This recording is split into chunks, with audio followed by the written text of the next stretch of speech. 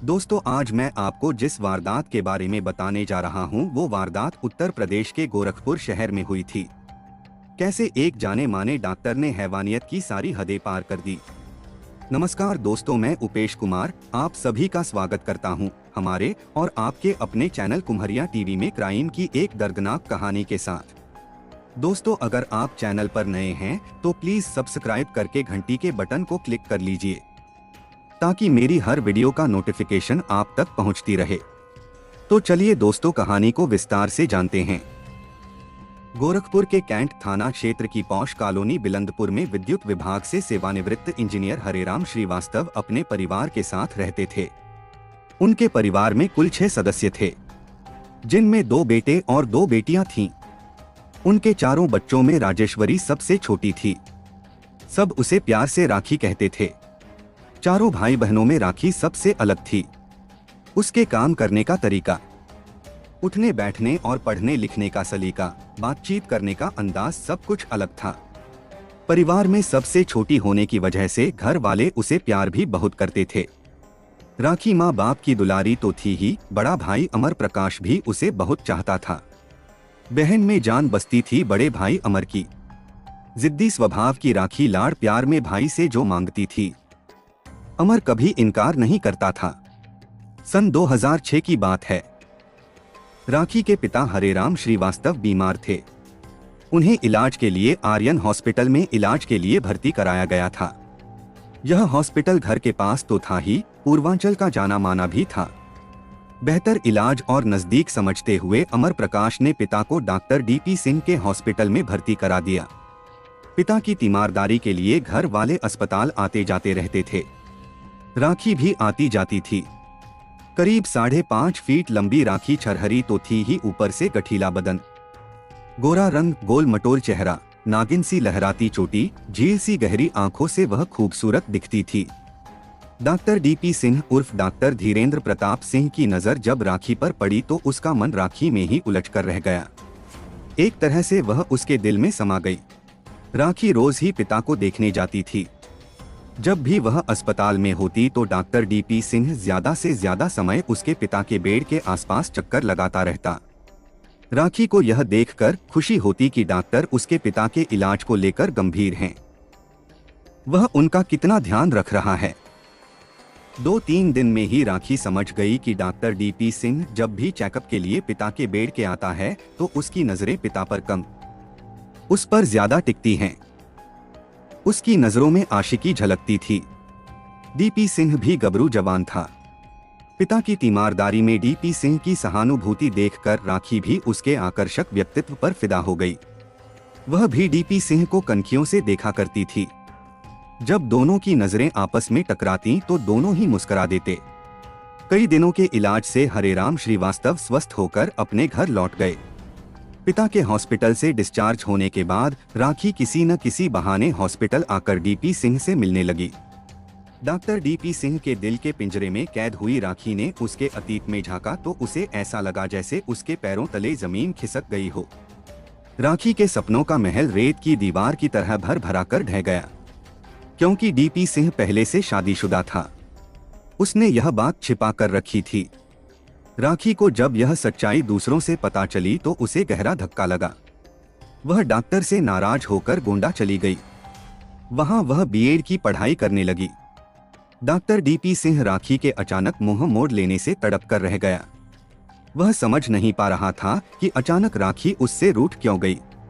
DP Singh से जब राखी की जुदाई बर्दाश्त नहीं हुई। सन 2011 के फरवरी में राखी और डॉक्टर DP सिंह ने परिवार वालों से छिपकर गोंडा जिले के आर्य समाज मंदिर में प्रेम विवाह कर लिया। प्रेमी प्रेमिका दोनों पति पत्नी बन गए। लेकिन यह बात राखी के परिवार वालों से ज्यादा दिनों तक छिपी नहीं रही। राखी के पिता हरेराम श्रीवास्तव को बेटी द्वारा एक शादीशुदा आदमी से शादी करने की बात पता चली तो उन्हें गहरा सदमा पहुंचा। वह इस सदमे को सहन नहीं कर सके और उनकी मौत हो गई।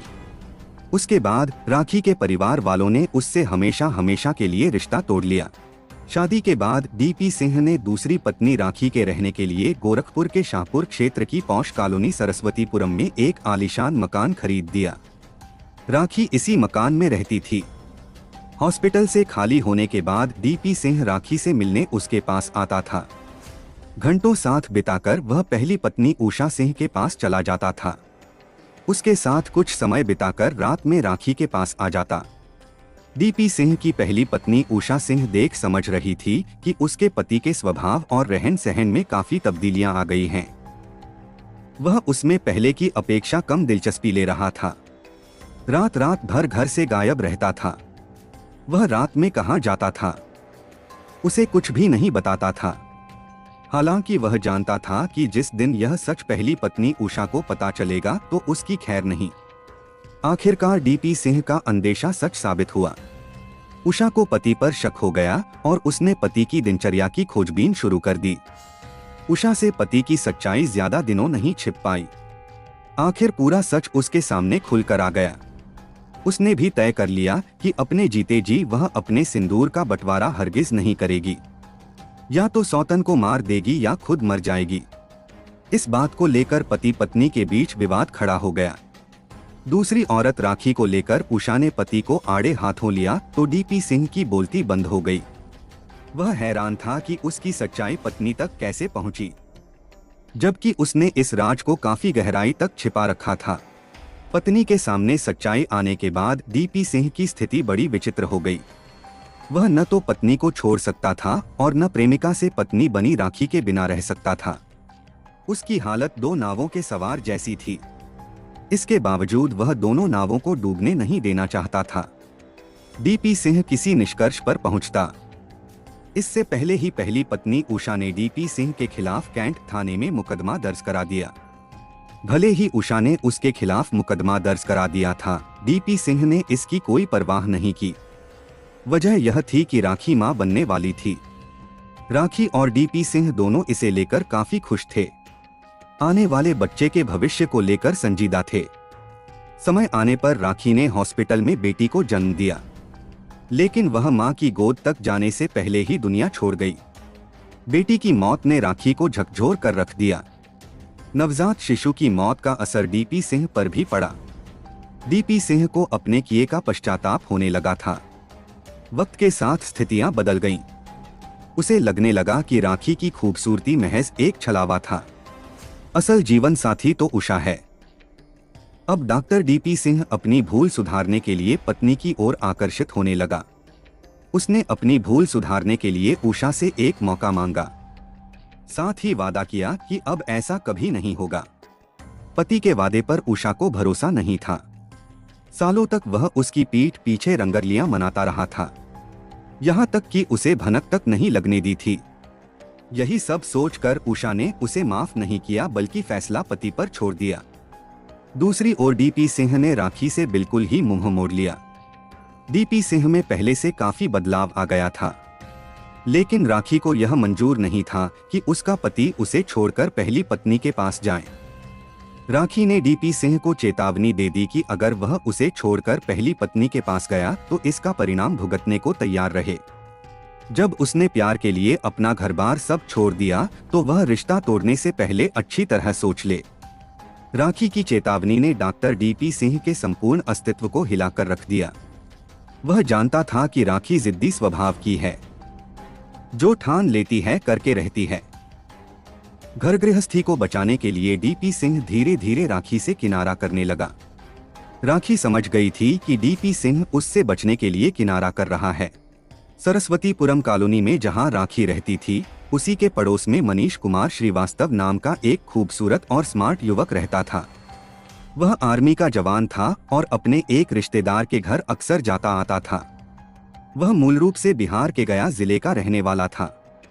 डीपी सिंह से रिश्ते खराब होने के बाद राखी अकेलापन दूर करने के लिए मनीष से नजदीकियां बढ़ाने लगी। मनीष भी राखी की खूबसूरती पर फिदा हो गया था। थोड़ी मुलाकातों के बाद दोनों एक दूसरे के करीब आ गए। अंततः फरवरी 2018 में राखी और मनीष ने कोर्ट मैरिज कर ली। शादी के बाद राखी मनीष के साथ गया चली गई।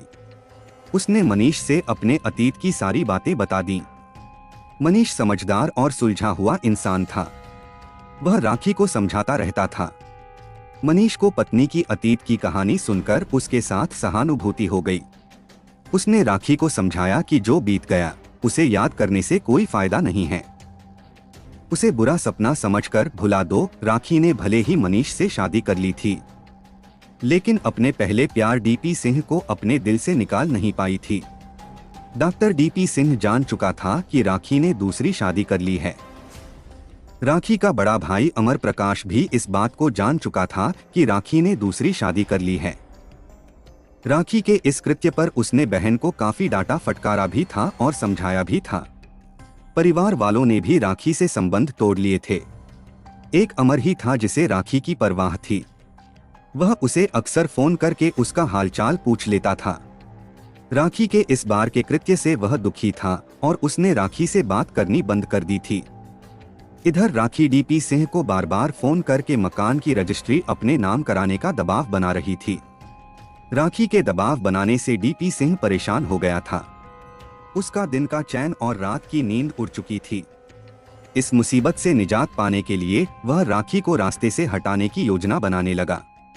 इसके लिए उसने 5 बार योजना बनाई, लेकिन 5 बार अपने मकसद में असफल रहा। अब आगे वह अपने मकसद में असफल नहीं होना चाहता था, इसलिए इस बार उसने अपने हॉस्पिटल के 2 कर्मचारियों देशदीपक निषाद और प्रमोद कुमार सिंह को पैसों का लालच देकर साथ मिला लिया था। सब कुछ डॉक्टर डीपी सिंह की योजना के अनुसार चल रहा था। डीपी सिंह ने भले ही राखी से रिश्ता काट ली थी, लेकिन राखी से फोन पर बात करनी बंद नहीं की थी। ऐसा वह राखी को विश्वास में लेने के लिए कर रहा था। राखी समझ रही थी कि डीपी सिंह अभी भी उससे प्यार करता है। राखी डीपी सिंह की इस योजना को समझ नहीं पाई। वह उस पर पहले जैसा ही यकीन करती रही। 31 मई 2018 की बात है। राखी पति मनीष के साथ नेपाल के भैरहवा घूमने गई हुई थी। 2 जून की सुबह पति से नजरें बचाकर उसने डीपी सिंह को फोन करके बता दिया कि वह भैरहवा घूमने आई है। यह जानकर डीपी सिंह को लगा जैसे खुद ब खुद उसकी मुराद पूरी हो गई हो। वह जो चाह रहा था वैसी स्थिति खुद ब खुद बन गई। उसने राखी से कहा कि वह भैरहवा में रुकी रहे, वह भी उससे मिलने आ रहा है। दूसरी ओर भैरहवा घूमने के बाद मनीष ने राखी से घर वापस चलने को कहा तो उसने कुछ जरूरी काम होने की बात कहकर मनीष को अकेले ही घर वापस भेज दिया। मनीष अकेला ही गोरखपुर वापस लौट आया। वह कुछ दिनों की छुट्टी पर आया हुआ था। 2 जून 2018 को डॉक्टर डीपी सिंह देशदीपक निषाद और प्रमोद कुमार सिंह के साथ स्कॉर्पियो से नेपाल गया। दोपहर के समय ये लोग सोनौली होते हुए नेपाल पहुंचे। नेपाल के भैरहवा में राखी सड़क पर बैग लिए खड़ी इंतजार करती मिली। राखी से डीपी सिंह की बात नेपाल के नंबर से हुई थी। डीपी सिंह ने अपना मोबाइल जानबूझकर घर पर छोड़ दिया था ताकि जांच पड़ताल के दौरान पुलिस उस पर शक न कर सके। राखी ने बताया कि वह भैरहवा में सड़क किनारे अकेली खड़ी है। राखी डीपी सिंह के पास गाड़ी में बैठ गई। वहां से चारों लोग पोखरा के लिए निकले। इन लोगों ने बुटवल से थोड़ा आगे और पाल्पा से पहले नाश्ता किया।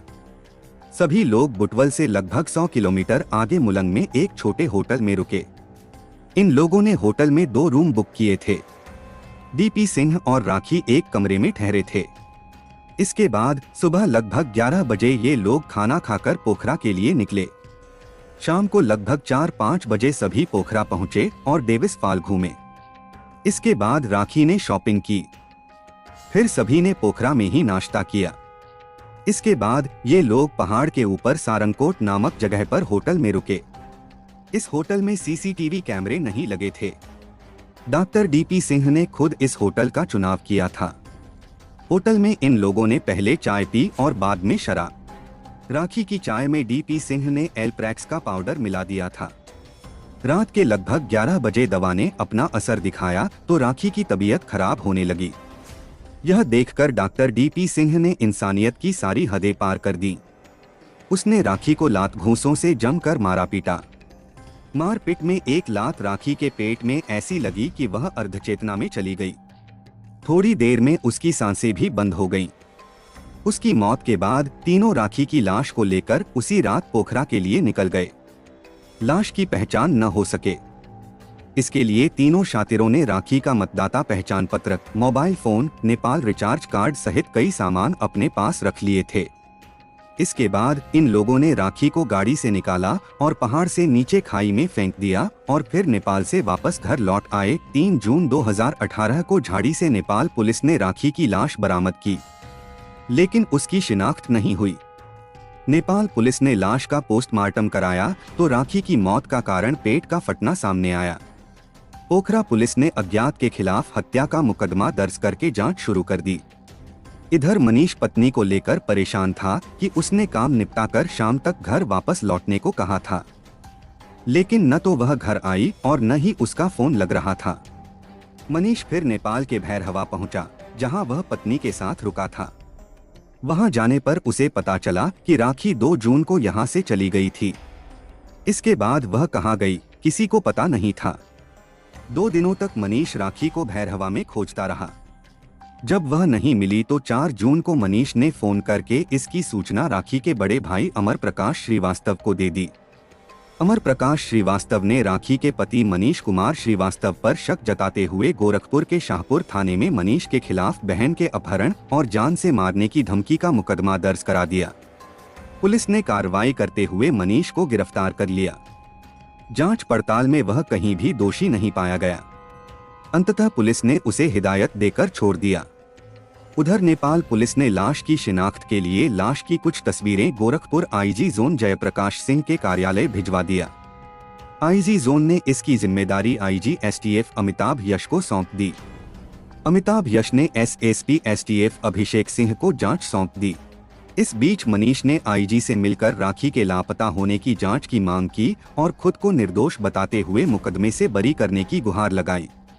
मनीष के आवेदन पर एसटीएफ ने अपने विभाग के 23 सिपाहियों यशवंत सिंह, अनूप राय, धनंजय सिंह, संतोष सिंह, महेंद्र सिंह आदि को लगाया। एसटीएफ की जांच पड़ताल में राखी के मोबाइल की लोकेशन गुवाहाटी में मिली। फिर एक दिन अचानक राखी की डेड बॉडी की फोटो सिपाही राजीव शुक्ला के सामने आई तो वह पहचान गया। इस क्लू ने डॉक्टर डीपी सिंह की साजिश का पर्दाफाश कर दिया। पुलिस ने जब डॉक्टर डीपी सिंह को गिरफ्तार करके पूछताछ की तो सारी सच्चाई सामने आ गई। डीपी सिंह के बयान के बाद उसके दोनों कर्मचारी देशदीपक निषाद और प्रमोद कुमार सिंह को भी गिरफ्तार कर लिया गया। दोनों ने राखी की हत्या करने और डीपी सिंह का साथ देने का अपना जुर्म कबूल कर लिया। बाद में पत्रकारों के पूछे जाने पर डॉक्टर डीपी सिंह और दोनों कर्मचारियों देशदीपक निषाद तथा प्रमोद सिंह ने अपना अपना जुर्म कबूल करते हुए राखी श्रीवास्तव के हत्या में संलिप्तता स्वीकार ली। पुलिस ने तीनों आरोपियों को अदालत में पेश किया। अदालत ने तीनों आरोपियों को जेल भेजने का आदेश दिया और तब पुलिस ने तीनों को गोरखपुर जिला जेल भेज दिया। दोस्तों, क्राइम की इस कहानी के बारे में आपकी क्या राय है, कमेंट बॉक्स में लिखें। कहानी को पूरा सुनने के लिए आपका बहुत बहुत धन्यवाद।